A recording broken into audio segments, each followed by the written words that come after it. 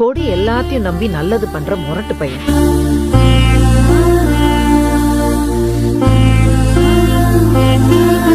அன்பு தனக்கென வேணுமோ அது எப்படியாவது சாதிக்கிற புத்திசாலி.